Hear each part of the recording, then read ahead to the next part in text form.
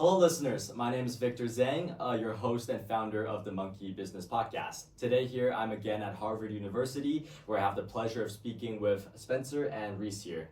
How are you guys doing? Great. Awesome. No complaints. Yeah. They are the founders of the startup Snap Growth Studios. Spencer and Reece are also mentors at the entrepreneurial class here at Harvard, like Josh from the last episode. So welcome, you guys. How are you guys doing today? Doing good? Doing great. Cambridge is beautiful. It is beautiful. Can you guys introduce yourselves for listeners? Yeah, I'm Spencer. I'm one of the core co-founders at Snap Growth, and I'm currently an undergrad at Babson College, about to start my third year, primarily in data science and tech entrepreneurship. I focus a lot on social impact, and in the long run, I want to get into climate and green design. Yeah, my name is Vanessa Reece Gardner. Everybody calls me Reece. Also a rising junior at Babson College. Me and Spencer actually met each other freshman year. We were in the same orientation group, and then we ended up being roommates. And, we just got to connect a lot and bounce business ideas off each other.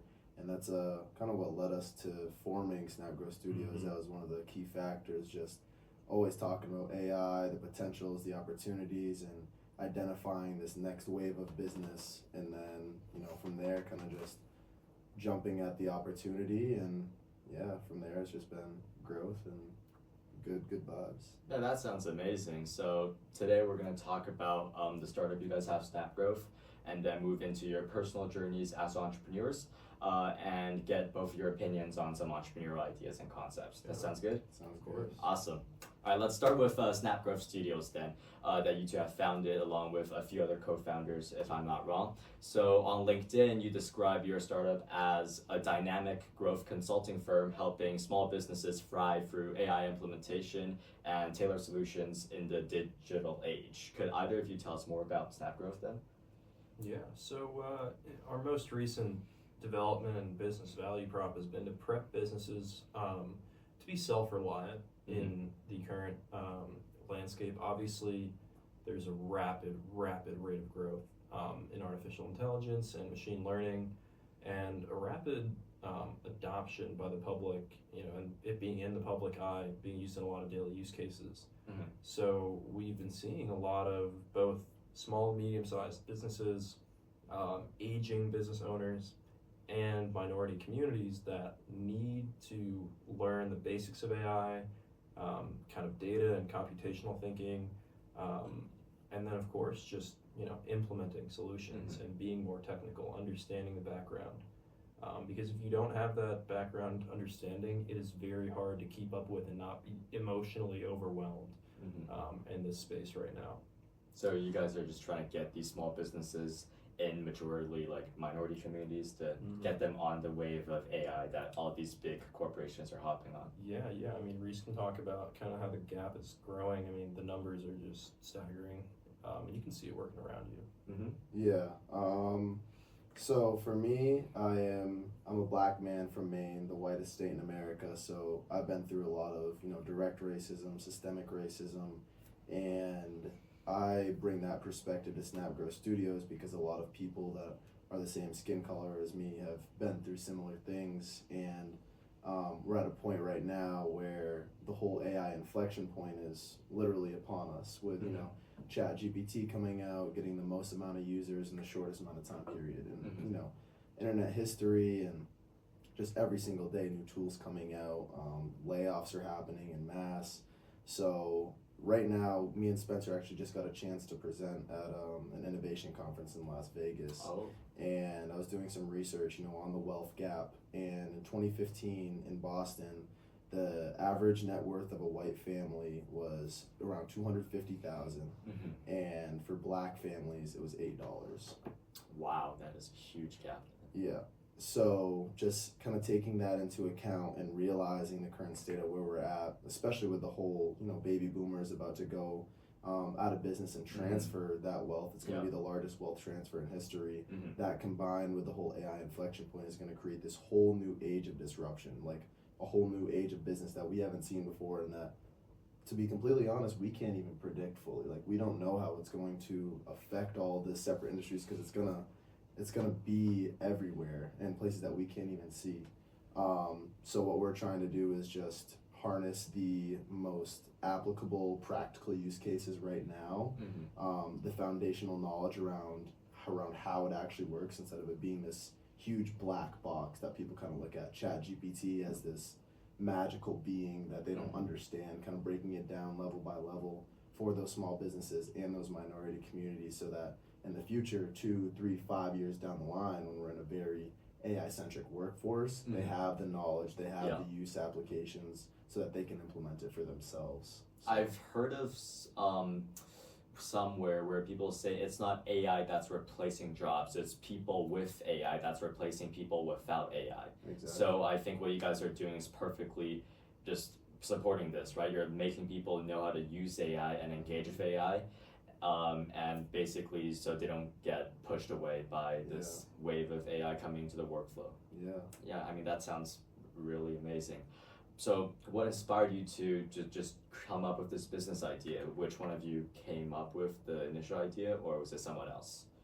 I mean, we've been involved in the AI space, I would say, 6 months to 8 months before ChatGPT 3 came out. So that's pretty early. Maybe a little over 2 years now. Yeah, I mean, we're both creative, technical founders. I would stay up late nights with multiple screens. I mean, in high school, years ago now, I traded crypto. I was on the NFT wave.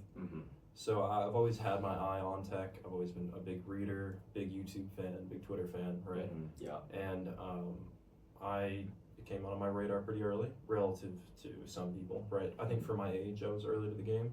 Definitely. And when Reece and I ended up deciding to be roommates the second semester of our freshman year, we just clicked. I mean, our creative energies kind of jived. And that's when we really started to take a deep dive into the hype and tried to understand what really was going on. We got more technical. We began to learn prompt engineering, just a lot of late nights, and saying, okay, how can we do this in our business? And this was before Snap Growth. We've run a number of businesses together. Building rapport as founders is super important, and finding people that you really work with. I mean, we went through that with our own company. And neither of us actually came up with the initial concept for Snap Growth. It was one of our very close friends who just graduated Babson, and he put a team together by just reaching out and finding the best people he thought would work for it was a loosely gathered concept initially. He just wanted to start some sort of consulting firm to serve businesses. That was all it was. With an AI-centric focus. Yes, AI-centric AI focus. and tech-centric focus, yes. And that's just how it came to be? Yeah, it was a group of 9 or 10 guys at first, just in a Discord in the middle of the summer, saying, what the heck are we going to do, right? Yeah. And it was very all over the place. When you're founding something in that way, I mean, the direction was not the most clear. You know, different people's skill sets had yet to truly emerge, and different levels of commitment to the idea had yet to emerge. So that summer was definitely one of trials and tribulations. Reece actually almost jumped ship. I had to kind of pull him back in. Yeah. What happened, Reece? There's just a lot of cultural things that I didn't necessarily appreciate at the time. I'm very big on energy and positivity, and just making sure that energy is reciprocated. So for example, me and Spencer have a lot of the same values. We believe in a lot of the same overarching ideals, morals. So when we are approaching a certain situation, or when we're communicating, we have that same level of understanding in terms of where we're headed and how we need to be communicated to each other. But there were just certain things that weren't necessarily the most professional. Things just weren't handled. And with a larger team of some guys that you've never necessarily met, right? Yeah. We had guys, we were working on the East Coast, and we had a dev team out of Dallas. And so you're learning to work with people you haven't met, you don't know how they work yet. You know, it's kind of like a hiring process, but it's free for all, and it's just balancing skills, technical skills, and interpersonal skills. So it's in the class you guys are mentoring, where I believe Professor Mike has mentioned about finding a co-founder. So that was one of the troubles you guys met. Absolutely, of course. Man. And I think that's something every founder is going to go through. It's very rare that you just meet that one person and it just clicks just like that. You don't have to search anymore, and you just go on. A lot of time you're meeting 10, 20, 50 people before you meet that right person. And if you're really focused on that long-term sustainability of the business, that connection has to be solid before anything that's else. for sure. Definitely agree with that. It took us a very long time to begin verbalizing and articulating our norms and DIB, our company values. When you're early on, it can be beneficial not to do that, to let the ideas form, right? Let the kind of creative juices just flow, pump out some crazy cool technical stuff. Yeah. But once you get paying clients, you are dealing with people's time. You gotta stay consistent. And Absolutely. you're also trying to create social impact like we are now. You have people that rely on you. You don't just rely on yourself, and you can't just rely on yourself, and that forces you to So it's like you are actually impacting real life people, so you have that responsibility on your shoulders as this business owner. Wow. Yeah. I mean, speaking of responsibilities, right?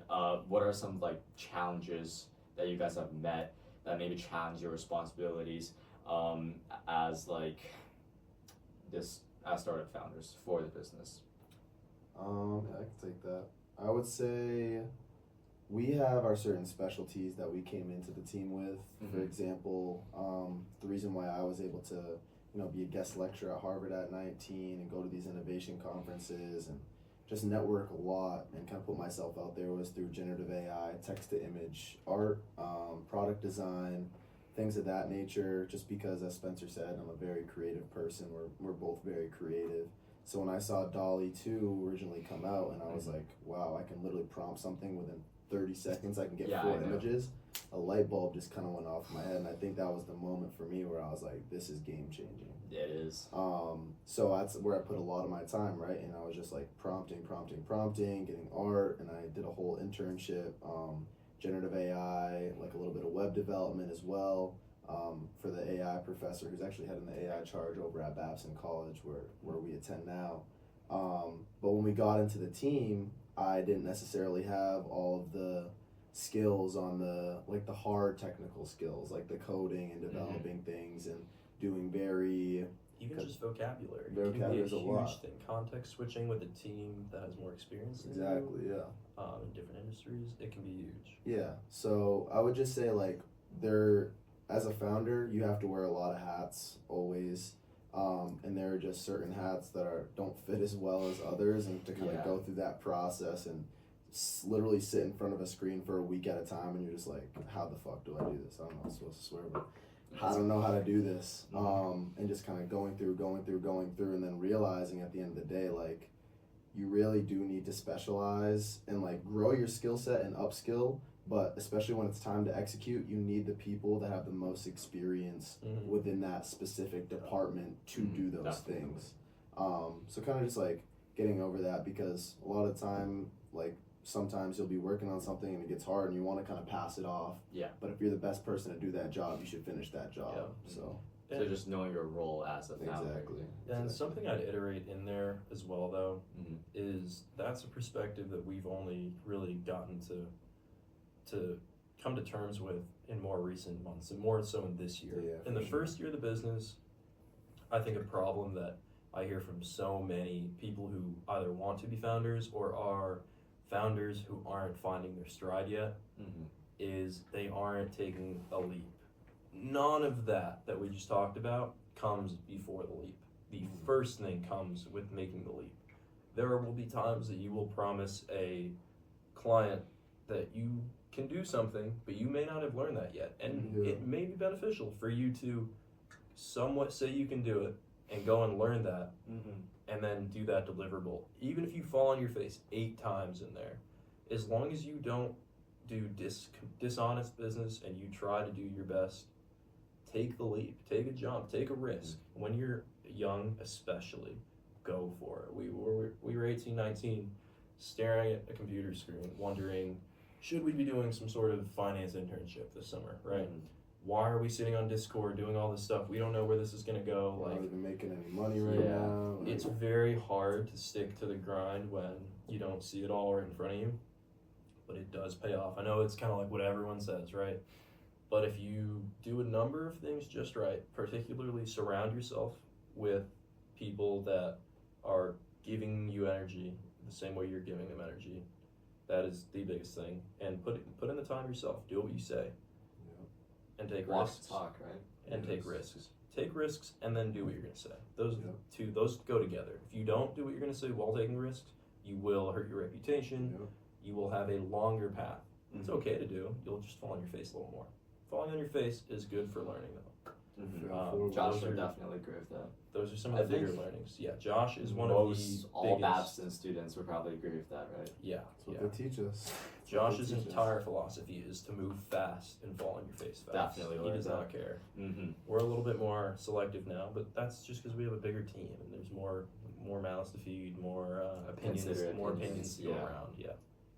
Yeah, I mean, your business is definitely focused around AI, right? Is there any specific examples of that you guys can give about how AI implementation has helped some of your clients grow their businesses?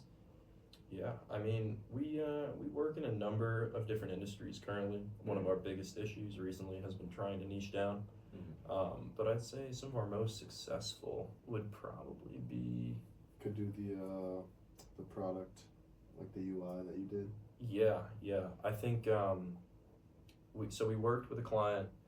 We've worked with a number of startups in the early phases because when you have a little bit less reputation to lean on, Mhm. and you're looking for clients to be kind of your beta stage clients, you just go with whatever.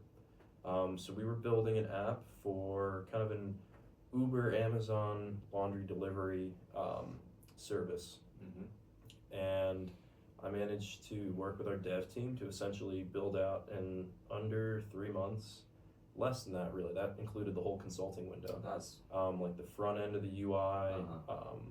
We then had our dev team do the entire back end for it as well, and deliver an MVP that was able to get out to testing. That's amazing if you guys can push out something in just 3 months. Yeah, I mean, generative code helped a lot.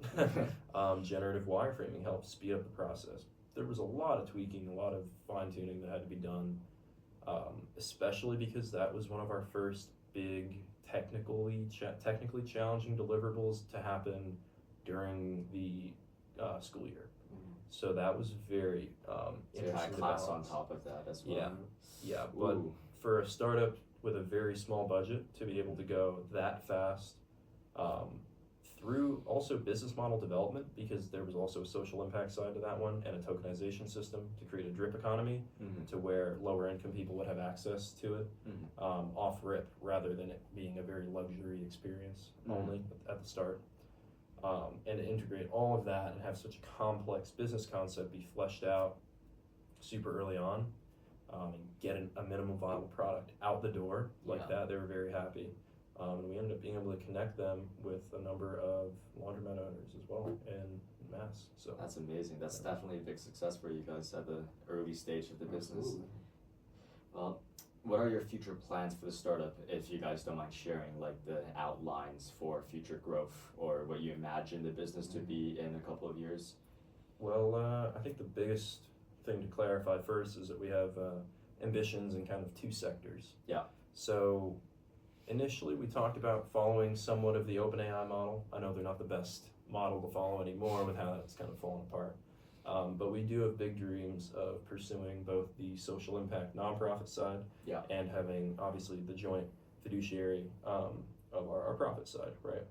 So that's really the big thing, is to ultimately pursue the social impact. That's what we care about, right? We're not here to make a ton of money. You know, life's nice when you have a little money, little toys, good food. That'll come with time. I'm not worried about that. Mm-hmm. If you do honest business, that will come along. But right now, we are looking into, I'll talk about kind of the business and technical side. We're looking to build AI agents. Oh, okay. Agentic data workflows is the hottest thing on the market right now.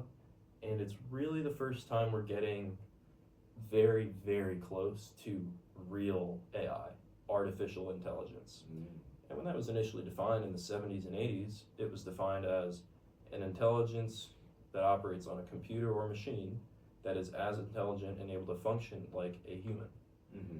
And we have not really seen that yet. We have not given agentic capabilities to AI. We have LLMs that can spit out somewhat fuzzy inputs, Yeah. but the entire agentic workflow is basically giving an LLM a much larger system tree. giving them system thinking, telling them to take your time with this, address it from different aspects, use different tools, call on an API. You're creating something that operates much more like a human. And developing those tools and those custom bots and teams is where the future of a lot of labor is going. So we're trying to be an early adopter. And that's definitely what's coming for us and what we've been upskilling rapidly. So, yeah. Anything to add, Reece? Yeah, I would say that's definitely a large focus of where we're headed for the future. And I also want to add like Spencer mentioned, the two sectors of the for-profit and nonprofit. Something I think that's really important to add is we're trying to bridge the gap in a sense of those two, as to where like we have a client out in LA and we're going and educating them on foundations of AI, prompt engineering, like Spencer said, kind of introducing them to the whole AI agents, just so that, in the future they have the knowledge and, like I said, the usage and the usability to implement these things. But on the minority education side, we want to go in and provide an education that is a lot more tailored to them and where they're at. We were thinking middle school to high school in terms of focusing on a workforce development perspective, just because we've seen a lot of these minority students might not have access to these very high skilled occupations in a lot of different industries. Yeah. So if we are working with both the minority communities and these corporations, How can we tie that? Right. we see a path in the future as to where we have these individuals that have the same knowledge that we've given these corporations. So if we can create a funnel for these students to then go into these corporations, have internships, career opportunities, things of that nature, get them out of the low, like underserved communities that they're already lived in their whole lives, and give them an opportunity to provide for their families and provide for themselves, really create generational wealth that they may have never seen before, may have never even got to see if they didn't have this information. So Yeah, well, when that's achieved through like very strong programs and very like ethically centered design, you'll see like a massive trickle down in a tree, where you have massive community initiatives tied to capital funding. like trickle down education. Yeah, it's trickle down education that should spread like wildfire. I mean, I was lucky enough. I grew up in New York City, entirely in the public school system from kindergarten, and I went to school with people at the bottom and the top, right? Pretty much during different stages, you go through a lot of different schools early on if you're going to public school in New York. But coming out of middle school, there was like a very specialized exam. It's a mini SAT that you have to take to get into the top 8 specialized magnet schools. And 80% of the kids in the city don't know it exists. Wow. And it's primarily kids whose parents are willing to drop $3,000 to $5,000 on IBID prep. Exactly, private prep, and 80% of the kids don't even take it. Wow. And you see very few minorities ending up in those schools. And those that do have to have super, stellar resumes and do extremely well in the tests. Either work really hard. Yeah. Yeah. I was lucky enough to find a publicly funded program that ran in the summer that studied me up for the mini SAT. That is nice. And it was in my area, and it targeted minority communities. And that's exactly the kind of thing that we're trying to do, right? The big corps are going to scale up and up and up exponentially with AI. So how do we curb that? Let alone the definition of labor is changing with agentic AI. People may not have to work certain jobs because they may just be cheaper to do automatically, like to automate. And that's going to cause a whole nother issue that we don't even want to touch right now. But we have to prepare for that, right? We have to think ahead. How is this going to affect people? How can we form that Play-Doh so that it affects people in a way that is, optimal for society for those outcomes? Yeah, 100%. That sounds amazing, and I definitely have high hopes for the future of Snap Growth. Is there anything else you two would like to share about the business before we move on to some more personal questions? What do you think? I mean, that's a lot of information, unless you guys have anything else to share. Now, what do you think about the business though, like as a whole, just genuinely? I think combining the aspects of nonprofit and for-profit, like trying to copy what OpenAI did, hopefully it doesn't, exact same outcome. I don't think it will be, but that's amazing. Like you're focusing on the for-profit aspect. No, sorry, you're focusing on the non-profit aspect, but also you're trying to get money so you guys can continue to scale the business as well as make this your dream that's coming true. You can live off of this. I think that's amazing. And you guys, like what Reece said, working with schools, going into these programs and offering internships. I don't think I've heard of another startup that's doing something like this. So it's definitely an amazing thing you guys are doing. Thank you. And I hope this turns out to be extremely successful. We will. Thank you. Yeah, definitely will. Awesome. So if anyone wants to get in touch with Spencer or Reece, is there a number that we can reach you guys at for the listeners? I would just say my LinkedIn is probably best. Vanessa Reece Gardner. You can kind of follow me on that. That's where I post a lot of my AI content. And if you want to get in touch with me directly, just shoot me a message on there. We can schedule a call or, just have a conversation. Yeah, you guys can find me on just Spencer Carnes or Scarnes on LinkedIn or Instagram. It's all about the same. And you guys can also find us through the Snap Growth Studios LinkedIn or Instagram as well. All right, so anyone interested, feel free to shoot a message to either Spence or Reece. Awesome. So let's now shift to some more personal questions. What made you two realize that you guys wanted to become an entrepreneur, and at what age did you guys really figure that out? I'll start.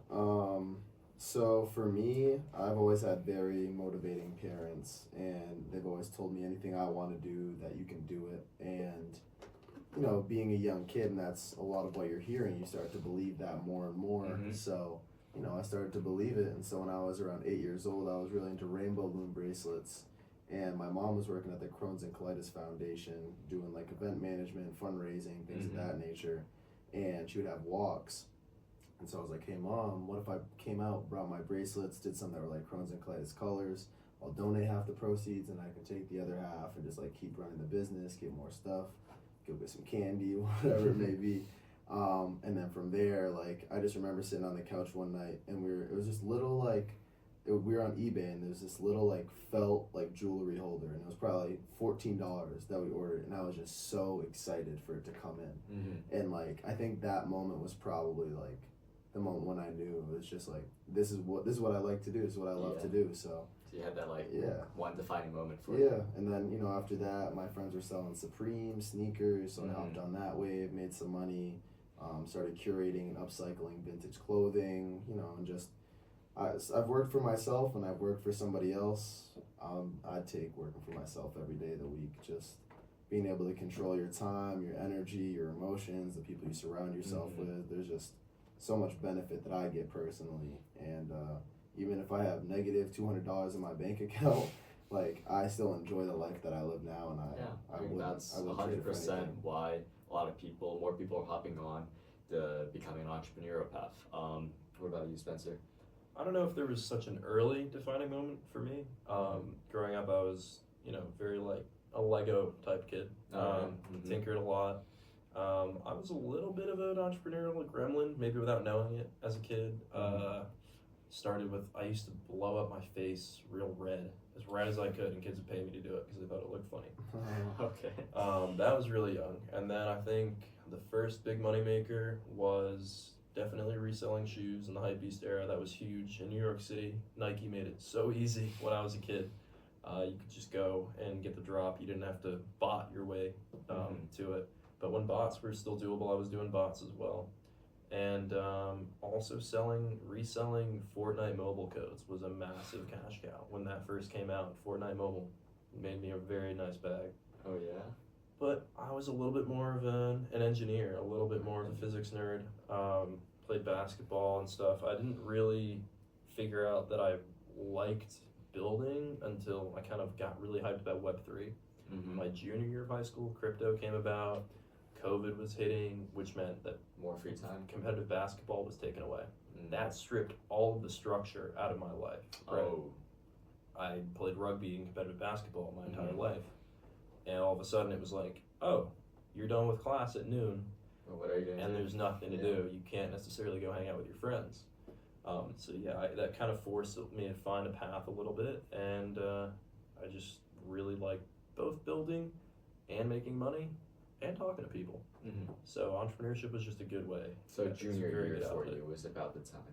Yeah, I'd say that's when I made a more active decision. Yeah.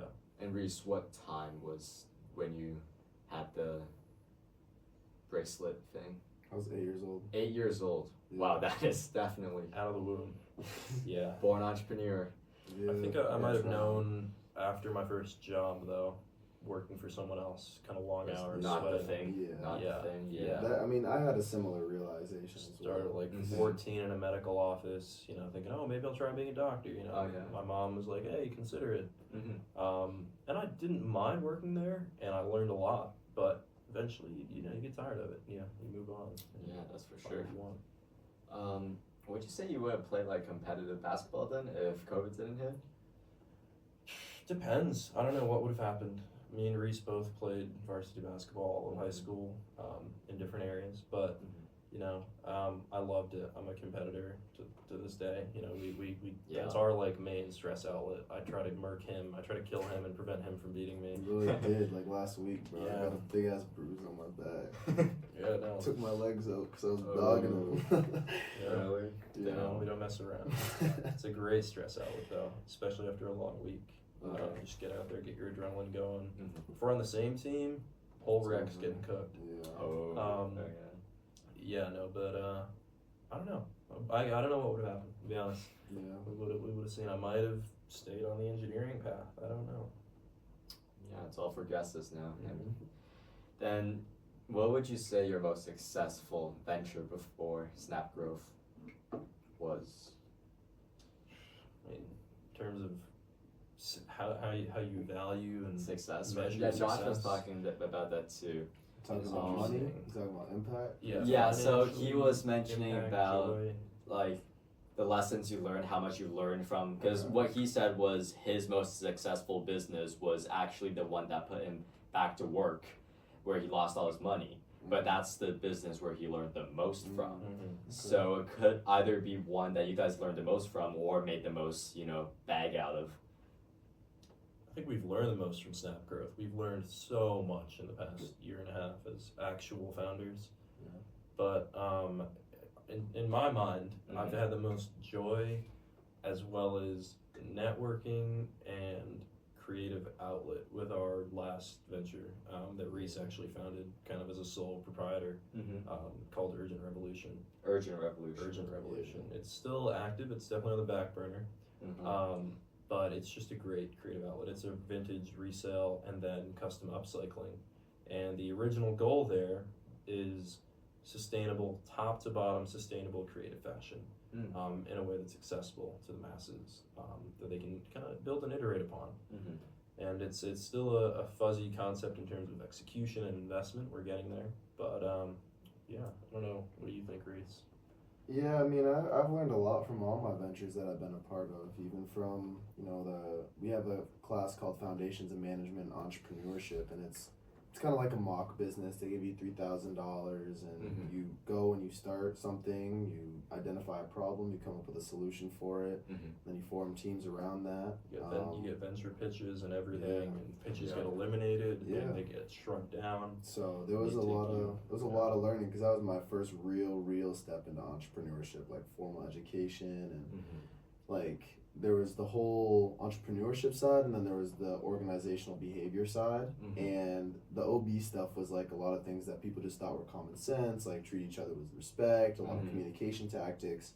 But Yeah. when it came down to it, that was probably more important than like a lot of the entrepreneurship shit we were learning, Mhm. because that OB stuff was not just in business, Organizational behavior. yeah, to organizational clarify. behavior was not even just in business, but the relationships that you're building within your school. Because at the school that we go to, it's the #1 school for entrepreneurship in the country. Mm-hmm. So we're networking with a lot of high impact, high value people, and you don't know where those relationships are going to go down the line. Mm-hmm. So being able to have some of these very foundational professional relationship building skills because you learn by experience, and I'm just gonna say, like, I messed up a decent amount of times, just like lashing out when things weren't going my way, not necessarily being emotionally intelligent when problems came up and I was trying to communicate to my team, and I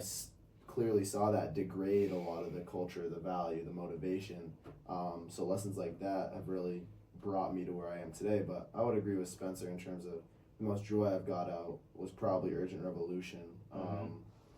But you know, we're serial entrepreneurs at this point, and I have no doubt that there will be a couple of more in the future that we are taking more joy out of, making more impact with. But this is our focus right now, and just trying to make as much impact as we can with this. Yeah, definitely. And I'd say one of the biggest successes with Urgent was just going out and doing it. Half of our biggest success was just getting the brand out there, posting, whether it was, I'm a perfectionist.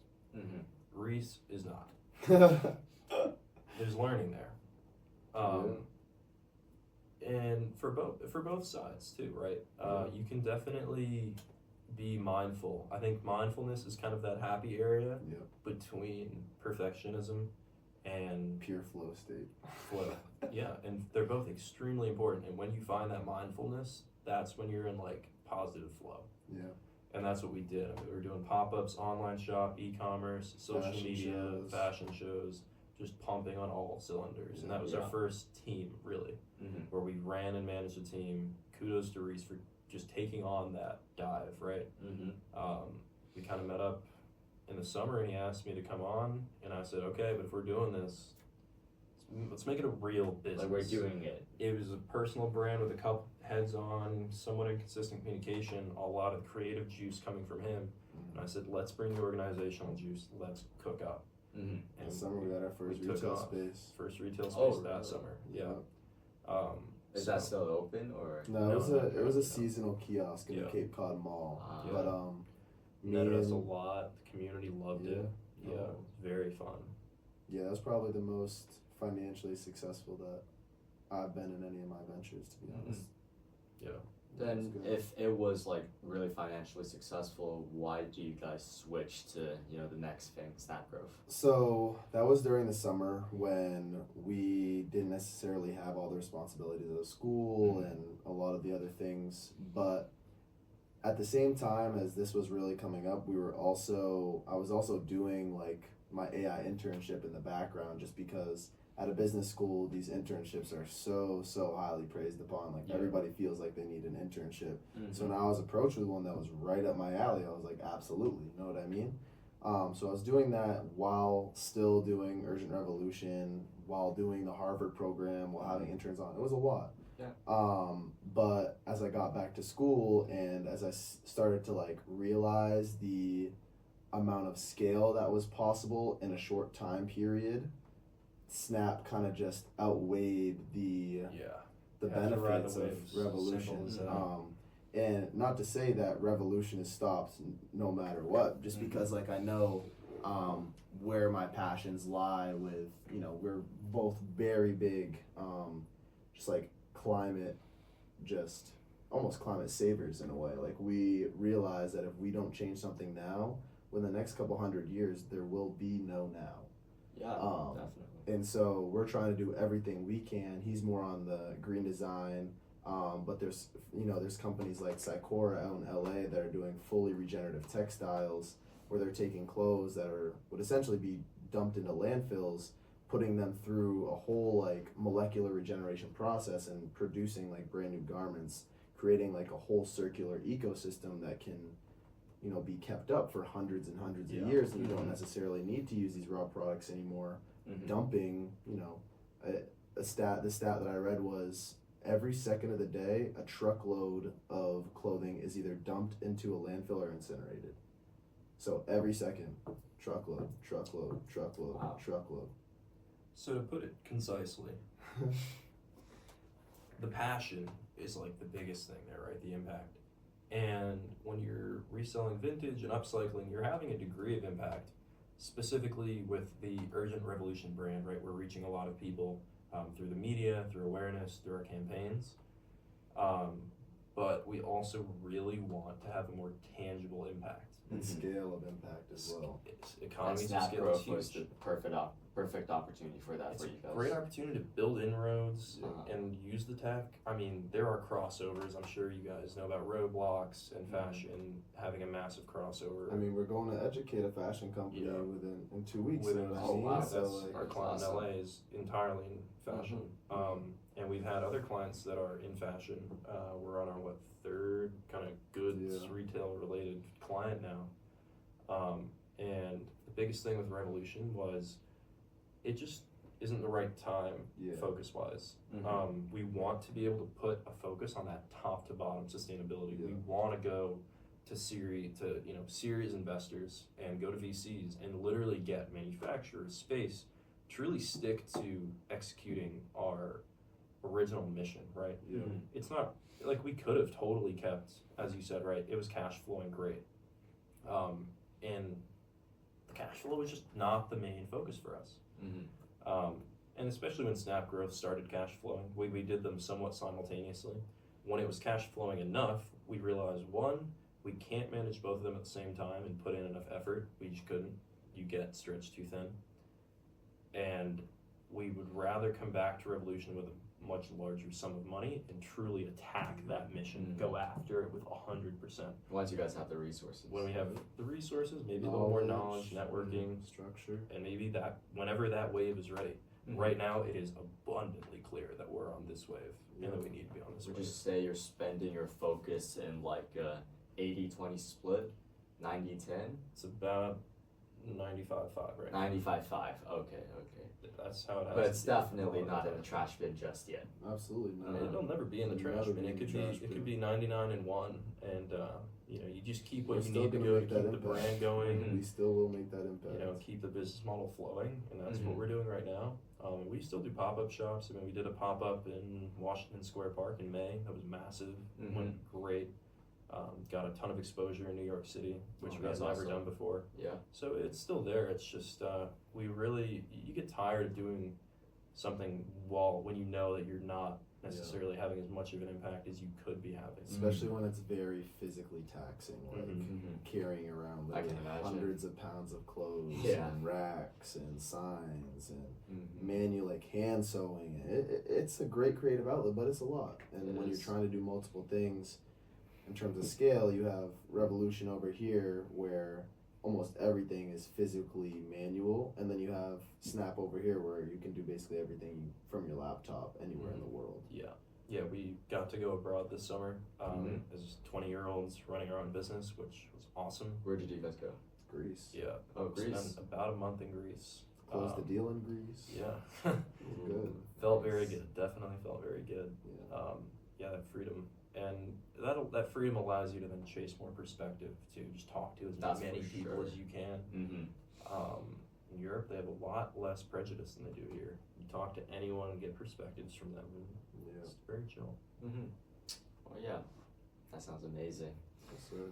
Well, on the topic, I think talking about the experiences, right? I know you two are currently studying at Babson College, which has been ranked like number 1, I believe, like for like 27 consecutive years, and you guys are going with Josh as well, right? So I've asked him this question too, but I just also want to get the insight from both of you. Many young entrepreneurs today believe that a college education isn't really essential or necessary to become an entrepreneur, where they can think like, oh, I'll just try it out. I can just take this online class. I'll figure it out myself.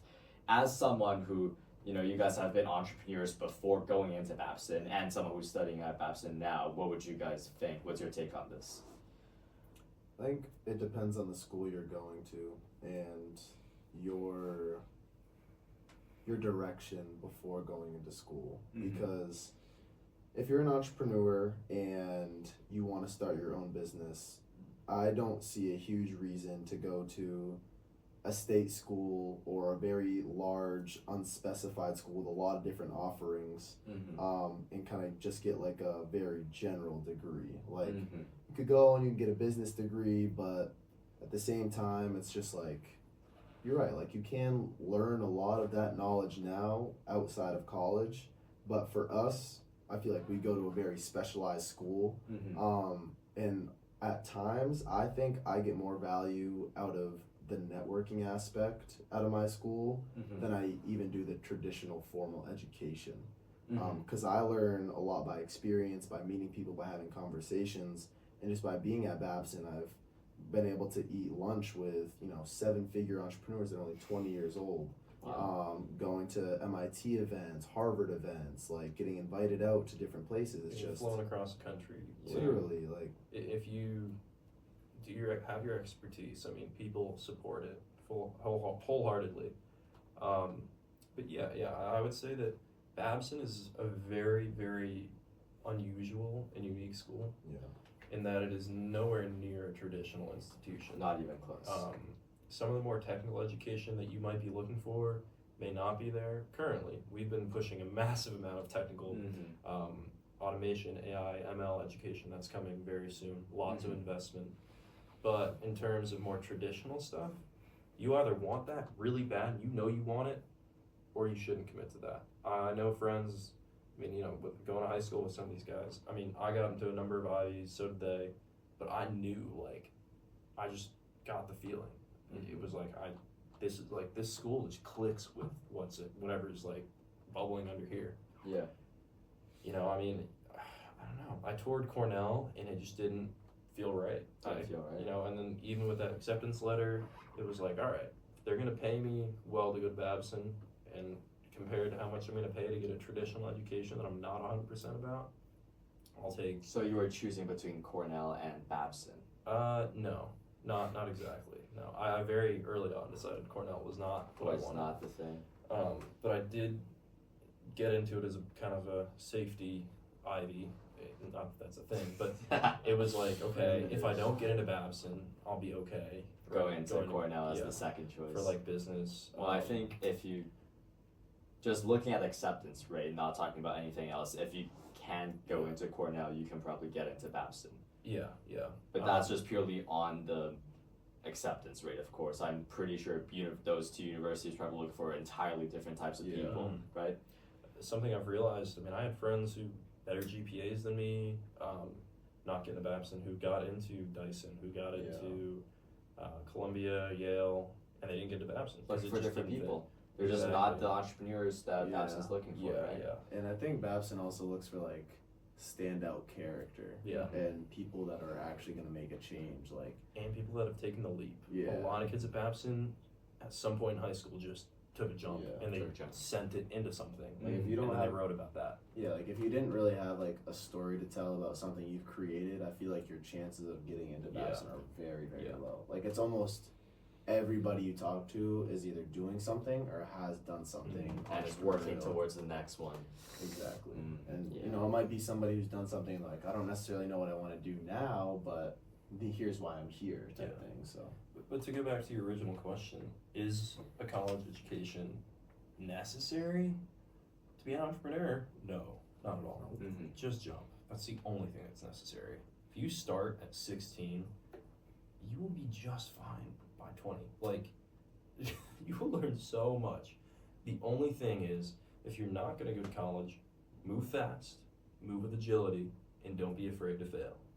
You have even your reputation, unless you commit a crime, you'll be fine. Just be honest and don't break any major laws. You can break a couple laws, whatever. Whoa, okay. Just don't stop. Just keep going. And those 4 years, whatever you're doing in those 4 years, that you might go to college or whatever it is, if you're super active in those 4 years, that is the biggest thing. Just use those 4 years, period. Whatever you do. There are kids at Babson who don't do jack because they don't need to. And that's fine. Even wherever you are, it's all about how much you're putting in. So you're saying just how you conduct yourself in the environment that you're in. Yeah, your work rate, your passion. And if you don't know what that is, spend some time on YouTube. Figure it out. Go talk to people on the street. Don't sit on your phone and scroll. 100% agree with that. Advice. Anything to add, Reece? And I was just gonna say on the jump thing, and don't be afraid of failing. I would say you learn so much more by failing with the right mindset than you do winning with the wrong one. that's definitely quotable. It's a quotable man. He is. You can tell. Thanks, man. This is extremely insightful from the both of you guys. Yeah, thanks for sharing. Of course. I'm also wondering, just how do you guys maintain a healthy work-life balance, managing like a startup? Because you don't have like the 9 to 5. I clock off. I can just do whatever until the next day. For you guys, I like maybe you have to work until like 3 a.m. in the morning, looking at screens, like you said. Maybe you have to take a client call in Europe. That's in an entirely different time zone. Maybe like a.m. for us, right? How do you guys balance this work? Like You don't. you don't. You don't. When you're young, you don't. Yeah. You go foot on the gas at all times. And Yeah. then what you'll do is you'll burn out. And once you've burned out, you know where your line is. Yeah. Mhm. Then you start to figure it out. We haven't figured it out by any means. Still got a lot of fuel. We're getting there though. But the first thing you do is find your limit or Mhm. find your current limit. Once you found your current limit, there's levels to it too. You can build your endurance. There's an endurance aspect to that too, where you can figure out, okay, if I'm burning out now and I change this, I meditate more, I change a ton of factors. And, we Mental could drop you exercise. the whole Bible on how to do each of those things, but everyone has that, right? You can go online and find that from a motivational speaker. The biggest thing is just, again, start, experiment, push until burnout, learn from that, Yeah. and then you'll find what works for you. Yeah, the CEO of LinkedIn got asked like a similar question. He's like, anytime an entrepreneur, comes and talks to me about work-life balance, I don't think they're serious. Because if you're at a point, especially when you're young and you're not almost all into this thing, if you're not all into this thing, and you're still trying to, have that balance where it's 50-50 and you work just as much as you relax, Yep. you're gonna get beat out by somebody that's working harder than you. Definitely. That's if you want it all, though. There are some entrepreneurs We who just want to run make a small living, businesses, right? Mhm. and that's a fun outlet. You can do that. That is a thing. But it's pretty rare, because usually entrepreneurs at a young age are extremely ambitious. Yeah. Definitely. Yeah. I mean, I've heard of this quote where like, to beat your opponents, you have to, on your worst day, you have to perform better on their best day. And I believe that's something that you guys probably are trying to do. Pushing yourself to the limit, trying to beat the competition by just putting in that extra half an hour at the end of the day, extra an hour. Yeah. Not thinking about competition? I mean, like, it's definitely It's a little bit. it's definitely there, but instead of focusing on, our worst day has to be better than their best day, we just focus on ourselves. Mm-hmm. And we have a saying, me and Spencer have had the saying in our relationship for a couple years now. The acronym is AGB. It stands for always getting better. It's on my laptop. Like, it's just something that we incorporate into our everyday lives. And we have the belief that if every single day we are making steps to get better, we will get where we need to be in the long run. And a lot of people are complacent. A lot of people aren't getting better. And even if it's a big company and they're just like grinding, right? And they're not they don't necessarily have that mindset. Over time, when we're making this, like, we're on this uphill and they're still doing work, but they're doing the same thing over and over and over again. If they don't have that growth mindset, we're gonna win, and it's only a matter of time. Yeah, I agree, definitely, 100%. Well, I think you guys are probably pretty tired tonight. no, So I can just keep going, man. Can't keep going. No, If you have any more questions, feel free to ask. I mean, what would you say the biggest lesson that either of you have learned from your failures or successes? I'm gonna need a second to think about that one. Yeah. I might have one. I think showing up is big. That's what a lot of mentors will tell you. Just show up. You don't even have to take the jump sometimes. Just show up.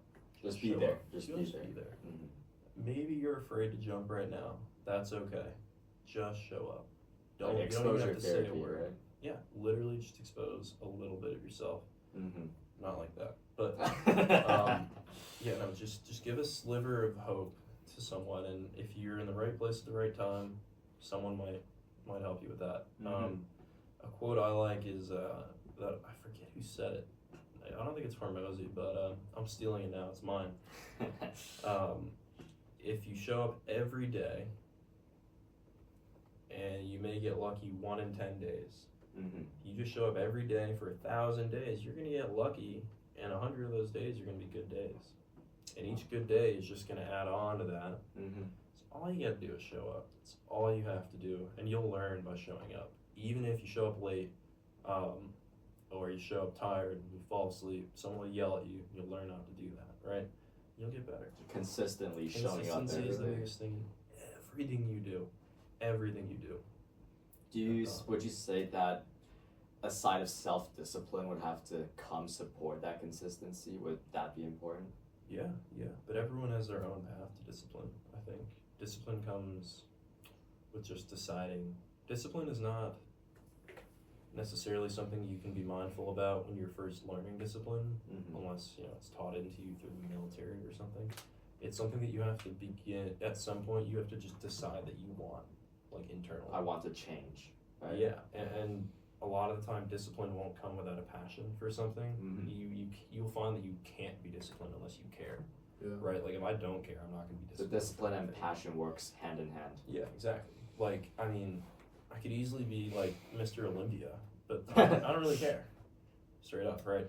I care more about what I'm doing right now, so all of my hours are going to go to that. And for people who don't know what that passion is, I'd say a little bit of advice, at least in the world that we live in right now, that I've been living by, that a man who's pretty inspirational to me, Casey Handmer, said, is if something must be done for the world and nobody is doing it, then I by default must do it. And sometimes that's a great way to find a passion or something that is important to the world and therefore should be important to you if it resonates with you. And pursue that. Try to have an impact on that thing that needs to happen. If it needs to happen, or bad things will happen, or people's lives will be affected, go after that thing. Change it. Who says you can't? Yup. Yeah. My biggest lesson would probably be the importance of the people you surround yourself with. And that's on a small scale, that's on a large scale, your close friend group, your professional network. Even that acquaintance that hangs out every now and then that you kind of get a bad vibe off of, but you're like, whatever. We've seen it deteriorate I've heard a lot. I've heard a quote where it's like the 5 or 3 people we hang out the most with is like the people that define you as the person. Or a reflection of you. Of you, yeah. But for me, just being in Boston and being a very outgoing person, I have met so many individuals from all walks of life, all walks of success. My FME business was a 3-month sleeping system designed for people experiencing homelessness. It was a backpack, tote bag, and sleeping bag all in one. So I was doing focus groups literally with homeless people on the street and having those conversations. And then the other end of the spectrum, I'm having dinners with millionaires and billionaires in Boston, and also surrounding myself with people who positively affect me, friends that are in my Babson network, my college network, and having all these groups of people around me gives me perspective on what the world actually is outside of myself. Outside of your bubble. Because so many people are so locked in tunnel vision, they're so caught up in their thoughts and their ego that they don't even care what you have to say. And so if you have an open mind and you're talking to 5, 10 people a week, even a day, you're going to learn so much, and being able to incorporate that into your perspective. And a lot of people call me philosophical, and I think it's just because I've talked to so many people and have asked them very interesting questions that have changed the way I've thought. Okay, Socrates. Socrates. I like Plato. Yeah, Plato, yeah. But yeah, on a serious note, I have learned to ask more questions from Reece. But beyond that as well, I think something that Reece hasn't had to deal with because he was raised in a more extroverted way is for people who aren't necessarily extroverted off rip, right? Just start with little confidence exercises. I think a lot of people deal with that. And the first thing that you have to realize, and so many people haven't realized this, and the fact that they haven't should help you realize it, is that nobody cares what you're doing, what you're thinking, what you look like. what you smell like. Okay, people might care what you smell like on the subway. Yeah. But Everybody has their own shit going on. everybody is in here. Nobody is looking at you. Nobody is judging you. I mean, everyone's on media or is worried about what the other person's thinking. But they're worried about what you think of them, and you're worried about what They think it's of just you, a big. yeah. It's just a big Negative circle. exchange, right? Paradoxical cycle. Stop worrying about it. Paranoia. Ask people questions about what's important to them, what's going on in their lives, and go learn. Yep. You don't need to worry about what other people are doing. And that's the first step to extroversion, is realizing that we're all just humans walking the earth, and you gotta go find out. Yeah, I don't really care at all who I talk to. Or what you say. Just do your best not to offend people. but sometimes offending people is okay, dude. Ask for forgiveness, not permission. Oh, It's a that's big a quote thing. you guys share. Oh yeah, I've gotten to a lot of places by just Literally just walking in, saying you belong there, looking like you belong there, feeling and believing like you belong there. That's how we started Urgent Revolution, just popping up on campus. We didn't ask nobody. No permission for it. I actually asked a friend. He said, no, I asked, and they said no. I was like, We're not gonna ask. I'm gonna Screw do it, it. I'm gonna just do it anyway. Somebody else asked and didn't get approved, we're gonna do it. Yep. Until we get shut down, and we didn't get shut down, not once. So Too bad. And that has been pretty well for you guys. Yeah, literally. definitely. Anywhere you go, if you're abroad. I mean, we swam in like a port and almost got arrested, but we didn't get arrested. Yeah. Ask for forgiveness, not permission, guys. You know, just like, please don't arrest us. Yeah. There were no cops. There were no cops. Yeah, They just no, just threat- the Port the Authority. Port Authority just threat- 10,000 euro fine. 10,000 euro fine. You guys paid that? Oh No, we just Nah. swam across the board and walked away. Oh no. That's amazing. And we Yeah. cliff dived the next day. Yeah, it was fun. Would you say extroversion is a necessity or like an important characteristic? It's not a necessity. I know a lot of people that are very technical and introverted, but it is a massive tool. If you can get it right. Massive tool. It is very beneficial. Yes. Not necessary, but almost nothing is necessary, right? Yes. But if you can add that to the bag, it'll take you to the moon. If you can That's have a what I'll say. conversation with anybody, Yeah. you're gonna make as much You have money as you no want. idea where that will take you, dude. Yeah. Especially once you start to travel. Wow. Yeah. Sounds amazing. Or Well, going to college. Or Try going to to college. psych yourself up and stuff. I mean, I did that a little bit. I know he did it a little bit too. Mhm. At the start of college, just come in with this like, try to leave the ego at the door, but come in with a little bit of confidence. mm-hmm. Girl or guy, you know, whatever. A lot of confidence doesn't hurt. Mm. but A not lot of too confidence much. Not too much. through the not too door, much. and just network. Just say hi to everyone. Yeah. There are gonna be bad apples. You I gotta- definitely agree You with the only find the confidence. golden apples by Mhm. throwing a big net. That was my philosophy going into college. Was I'm gonna be far more extroverted than I was in high school because I came out of high school get kind of messed up by COVID. I think everyone was messed up by Yeah. COVID So I and said I'm pandemic. gonna cast a big net. I'm Yeah. gonna learn from it. I'm gonna weed out the bad energies, I actually, and it worked out. I just found a picture of me and Spencer in our Oh, in yeah? our orientation, Orientation group, Yep. I mean, This was us. oh, that's a pretty We'll solid put this size up on group. the screen for the Try and find for Spencer. those people Try and who- find Spencer. yeah. Try to find Yeah. me. Where? Try and find him. Oh, I do not. I cannot I'm tell. like right in the right there. Right there. Reece. That's Reece. Where are you? Different hair. Can't tell. Which one? That's you? Yeah, bro. Dude, no way. Wait, can you show it to the camera? No, we'll put it up on Oh, screen. yeah, We'll yeah, put it yeah, up on I'll the- send it to we'll put you. in Oh, that's a pretty drastic hair change right Right? there. Yeah. Yeah. I mean, I 100% agree with the confidence aspect. So I would say an example is like I play rugby too, right? I played just like you in high school. We actually play the same position, you know, wing. I'm switching though, so switching scrum half. Yeah.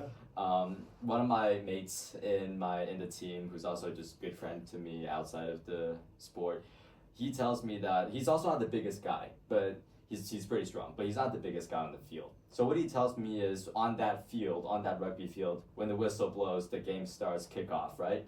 You have to imagine yourself to be the biggest, baddest MF on the field. Like, I don't care if it's a 200-pound prop charging at me. I'm going to take him down because I'm just bad. I'm just like a good player. I'm going to destroy everyone on the field like that. Yep. I think you can carry that over to the business field, right? Just because you don't have the biggest company, don't have the biggest wallet, doesn't mean that I can't be in the same league with you guys. And I think that mentality pushes you up in the next league, like you actually belong there, because you do belong there. You only need 3 Manifestation. B's. You need the biggest balls, the biggest brain, and you need to belong and believe that you belong. That's a lot of B's, but 3 B's. that's all you need. Mm-hmm. B, B, B, B, B, B, B. Yep. Okay. That's my Well, quote for the episode. so let's wrap up today's episode. I have one last question for the Sounds both of good. you. As an entrepreneur, what tips can the either of you give to the up and coming entrepreneur that might be listening to this episode or watching on YouTube, who wants to turn their dreams into reality and profit from their dreams? Stop sitting on your hands and just start. I feel like everybody has something deep inside them that they're passionate about, they like. Find a way to monetize that. I mean, you have so many AI tools at your disposal now, like even just going to GPT or Claude and just saying, hey, here's what I'm interested in, I want to create a business out of it, can you give me some ideas? Just using it as a ideation partner. Have them give you some some business models and actually like understand what a business plan looks like and things of that nature. But yeah, like Spencer said, just starting is the biggest thing, and there's no other time than now. Like, people will always say I'll do it tomorrow, but tomorrow never comes. Tomorrow never comes. The You don't only know what time happens is now. tomorrow, and maybe tomorrow you're gonna say, "Oh, I'm gonna do it the next tomorrow," and then never That's happens. what I'm saying. Tomorrow never comes. I would say forget about the worst case scenario. The only worst case scenario is you not doing it. Yeah, Just do it. Just Just do it, Do it. like the Nike slogan. Yeah. but not Nike. Yeah, no, we don't like Nike. Nike does like child labor and Yeah. non-sustainable stuff. So Nike, we're calling you out. Okay. And they're boom down the drain stock Yeah, market right now. Yeah. Well, yeah, I mean that's over the recession. But that's gonna tank their sales. But the other thing is find a friend. Do it with a friend. Sometimes, the friend might suck at first, but having like a co-founder or just a friend to start a little, what if it's the earliest and you guys are reselling shoes or something, just get a friend. You guys will have fun Yeah. doing it together. That's a great way to get started. Were That's a you learn the from each other. friend that sucked at the start, or was Reese the friend that? We both kind of sucked. You suck in different ways, Yeah. right? And that's the beauty of our relationship. So You guys grew together through this process. Absolutely, absolutely. yeah. Well, I mean, thanks so much for your time and just coming here today Of course, we're- and talking great. to the listeners and the viewers on YouTube. It's been a pleasure talking to the both of you, and to our listeners, thanks so much for coming to this episode. We hope you stay inspired and check us out in the next episode.